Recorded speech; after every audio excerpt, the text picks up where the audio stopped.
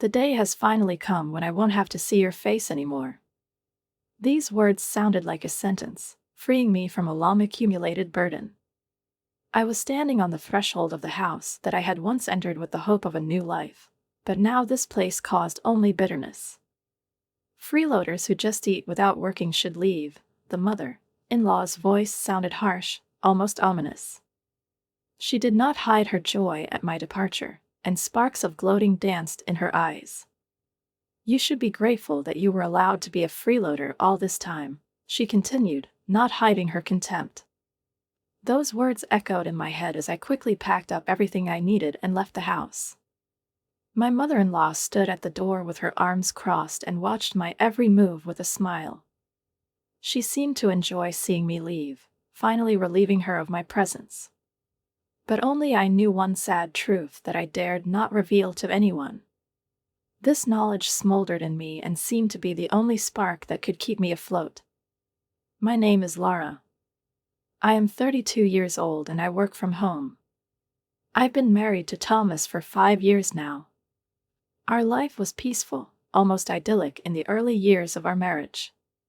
We were both immersed in our own affairs, making plans for the future, dreaming of a home and children.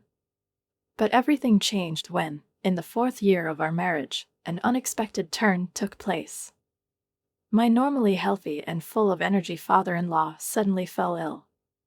He needed constant care, and that's when my husband insisted that we move in with his parents. Thomas was their only child, and he had no one to turn to for help. I wasn't thrilled with the idea. The thought of living with his parents seemed like an obsessive problem to me, but I accepted it as inevitable, because the family must support each other in difficult moments. However, from the very beginning, our life together with our relatives turned out to be far from what I imagined it to be. My mother-in-law, without hiding her displeasure, took on the role of not only the hostess of the house, but also a strict supervisor. She never missed an opportunity to rebuke me.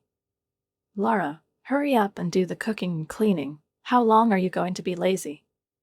It sounded almost daily, like a ritual. I tried to explain that I was still working, that my work required time and attention, but it seemed pointless to her. "You always just click on the computer." "What are you talking about?" "It's not a job, it's a game," the mother-in-law said with a grin. I clenched my teeth and continued to do my job. I worked remotely, doing projects to support our family. It was getting more difficult every day, especially when I noticed how our finances were rapidly running out. At first I thought it was temporary, the cost of my father-in-law's treatment, home improvement, and daily needs. But then I noticed that Thomas was spending too much. He began to generously treat his colleagues and friends using our credit cards. And his mother seemed to be living to the fullest: lessons, expensive hobbies, constant meetings with friends, for which she spared no expense. Thomas and my mother-in-law reacted harshly to my words. Their faces were drawn with discontent, and their voice was filled with icy mockery. "I don't want to be embarrassed. I don't want to be considered stingy in front of colleagues and subordinates," Thomas said sharply, as if he hadn't heard anything I'd just said. He talked about the importance of maintaining an image, assuring that no one would understand if he stopped treating people or reduced his spending on them. "You don't understand," he continued. "In order for work to go smoothly, you need to maintain good relationships with colleagues, and lunch with juniors is an important part of this process." I could hardly contain a bitter smile, because I knew that his spending went far beyond dinners. What about going to bars and expensive entertainment that has nothing to do with work? I asked a question that had been bothering me for a long time. Thomas just grunted, waving me off like an annoying fly. "You just want to have fun, don't you?" I continued, finally deciding to say what I had been holding inside for so long. "How else can you explain that you come home drunk and start talking about these important meetings?" I felt the words stick in my throat when I realized that these trips to bars meant more to him than the time spent with me. "He's probably having more fun there than at home," I concluded quietly, almost under my breath. Thomas just laughed. "Mom understands me, and she's right," he added, casting a quick glance at his mother-in-law, who had been interfering in our conversation for a long time. As for me, my mother-in-law put in, if I didn't go to my classes, I'd just be locked up at home. I deserve some fun at my age. Her face lit up with a smug smile, and she spoke in such a tone as if I owed her for the very fact of her presence in this house. What a terrible daughter-in-law I have, she continued, looking me up and down. All you do is do household chores. You don't earn anything substantial, and therefore you have no right to complain. I froze, amazed at how she could so easily ignore all my work and efforts. How can she think that I'm not doing anything? I asked myself. After all, I not only provided a stable income by working in my position, but also did all the household chores and took care of the test. I was trying to justify myself. I work remotely, earn money, contribute to our house, I take care of your husband. But the mother-in-law just waved her hand. You don't have to pretend that your work at home is something meaningful. You can't earn that much if you're just sitting at your computer. Thomas nodded in agreement, adding, Mom's right. You shouldn't act arrogant, it's part-time. It struck me how easily they were able to belittle all my efforts, as if my achievements didn't matter. I didn't even know what to say. Every word I could say would seem to deepen the gap of misunderstanding between us. I continued to stand silently, realizing that my work and contribution to the family were invisible to them. It was especially painful to hear that his mother-in-law told Thomas that she was supposedly taking care of the test.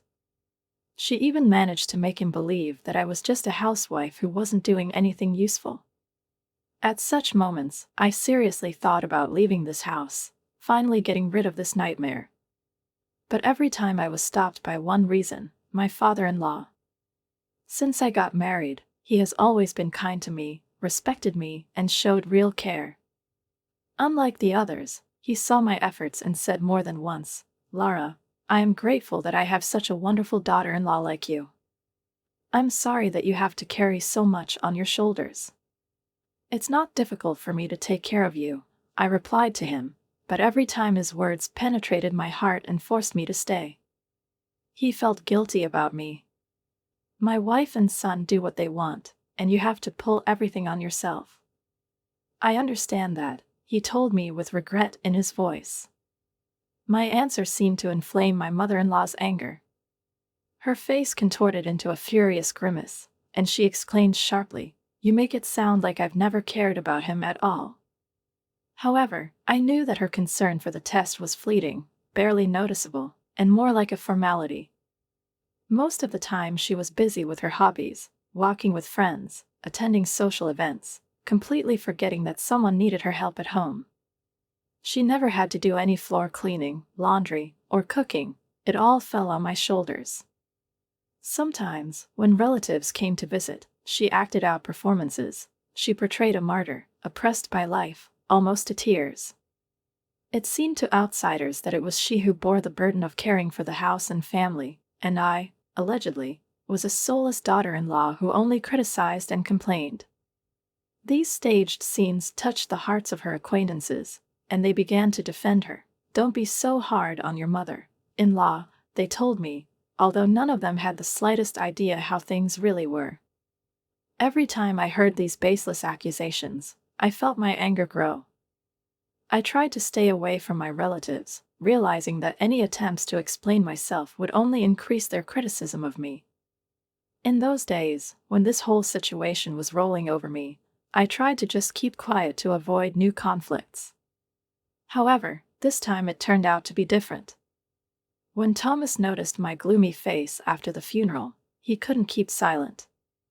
Approaching me with obvious irritation, he began, You embarrassed Mom in front of everyone.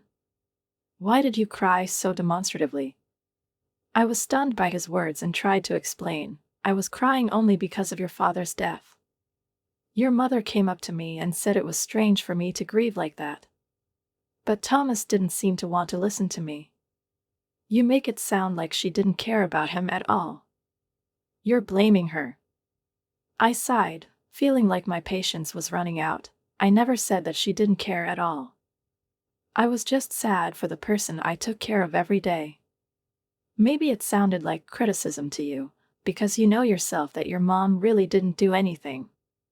Thomas, blushing with anger, replied, "You're insulting Mom."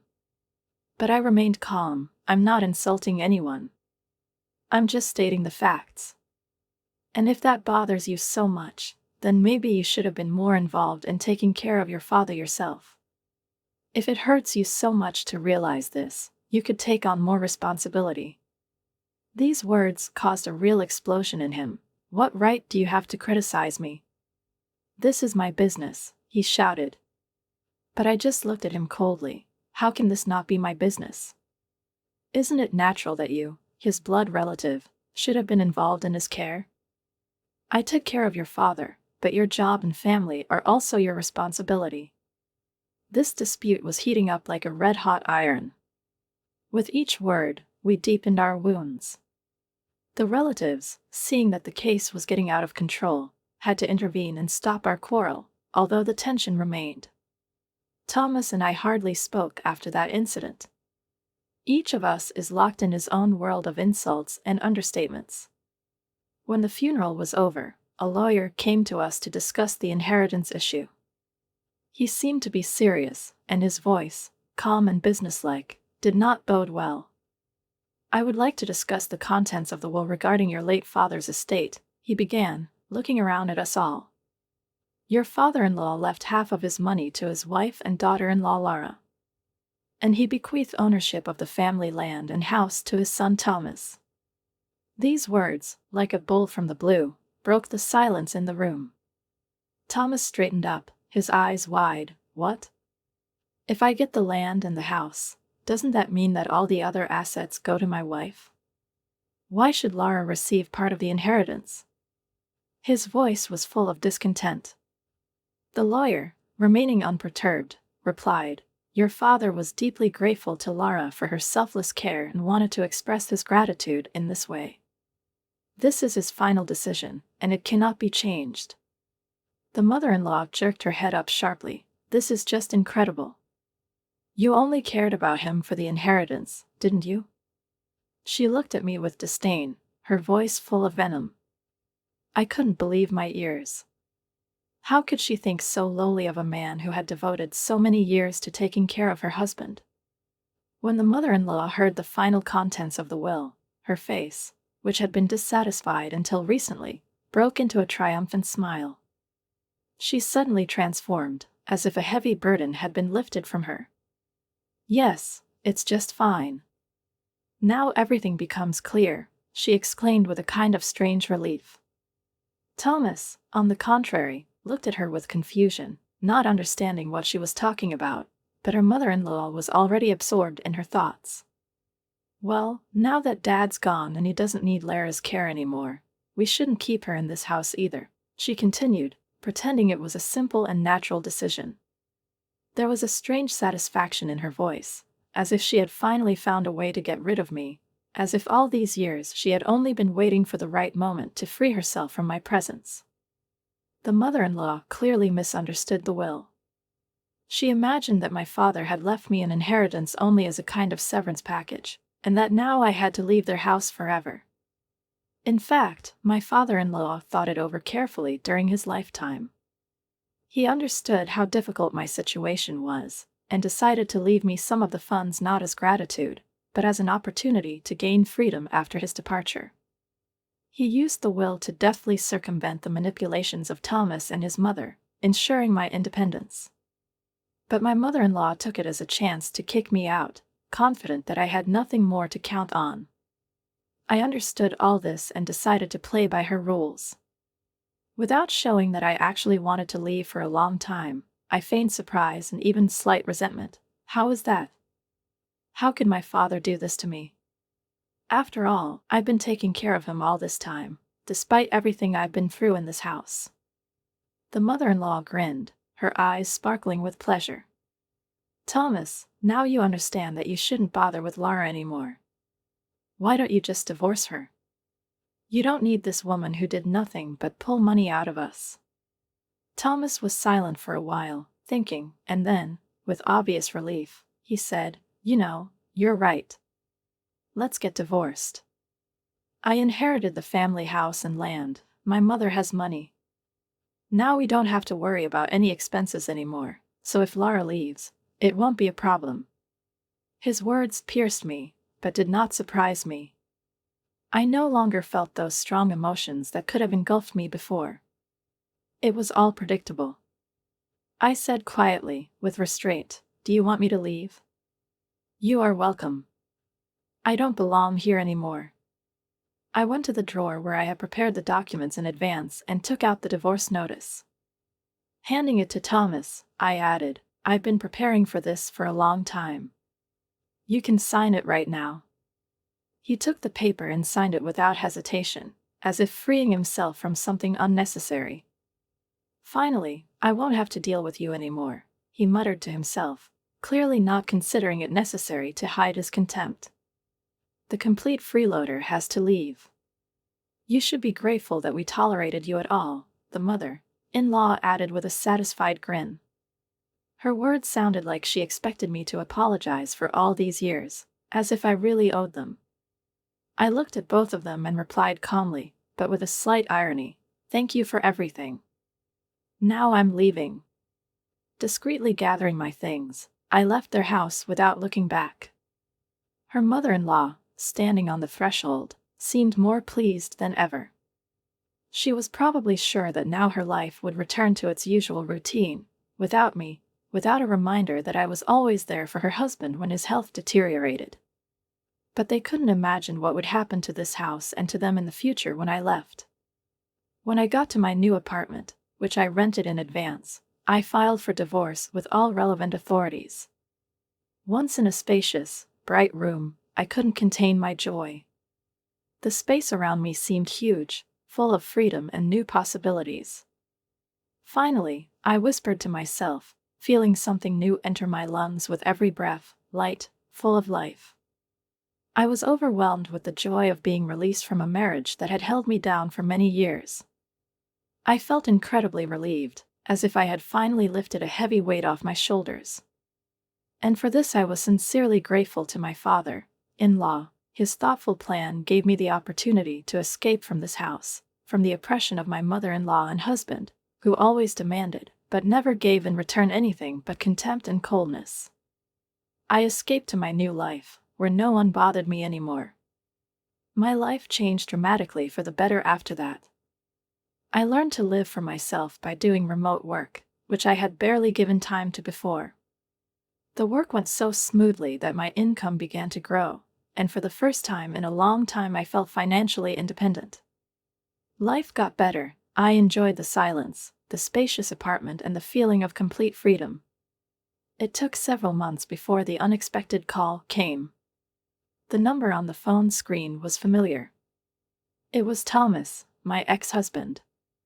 At first I was surprised, but when I heard his voice, it became clear that this was the moment that I had long anticipated.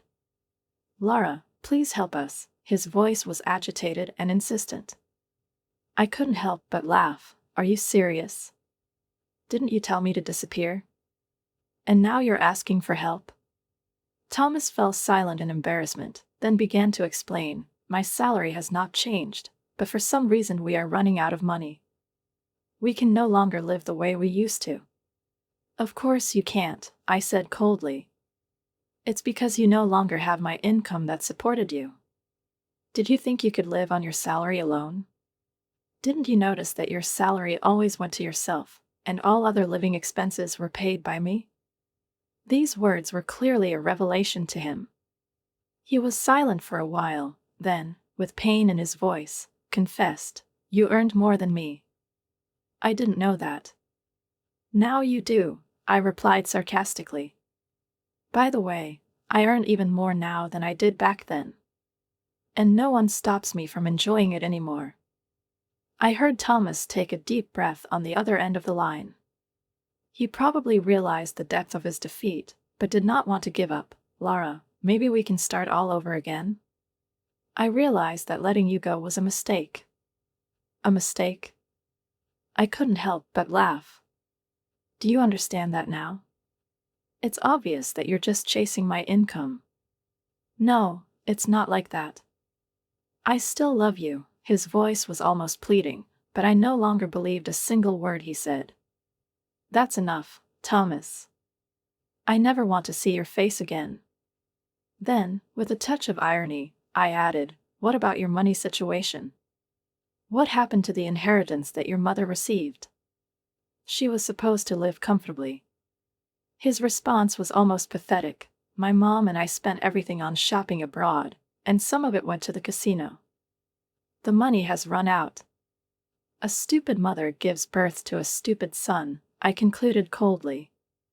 I had nothing more to say to him. Now I'm a stranger to you. So don't call me anymore. After these words, I just hung up the phone and immediately terminated the phone contract so that I would never hear that voice again. What happened to Thomas and his mother afterwards didn't bother me. However, a year later, when I happened to pass by their house, I saw that it had turned into an empty lot. They probably had to sell it for financial reasons. But that wasn't my problem anymore. Meanwhile, my life continued to go on as usual. Having freed myself from all old obligations, I began to look for new hobbies and one day signed up for wine lessons that had long attracted my attention. There I met a man who was only 2 years older than me. He turned out to be incredibly sincere and took our relationship seriously. A year and a half later, we got married. My new husband was a successful man, worked for a well-known company and earned enough for us to live in full prosperity. But at the same time, he was humble, with a warm heart and respected my career. For the first time in many years, I felt really happy. We have built a family based on mutual respect and understanding. Perhaps this whole story is partly a retribution that my father-in-law left me as a last gift.